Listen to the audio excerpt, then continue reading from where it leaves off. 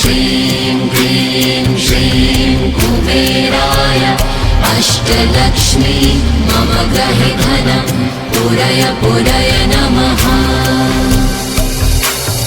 ॐ ह्रीं श्रीं क्लीं श्रीं कुबेराय अष्टलक्ष्मी मम गृहे धनं पुरय पुरय नमः। ॐ ह्रीं श्रीं क्लीं श्रीं कुबेराय अष्टलक्ष्मी मम गृहे धनं पुरय पुरय नमः।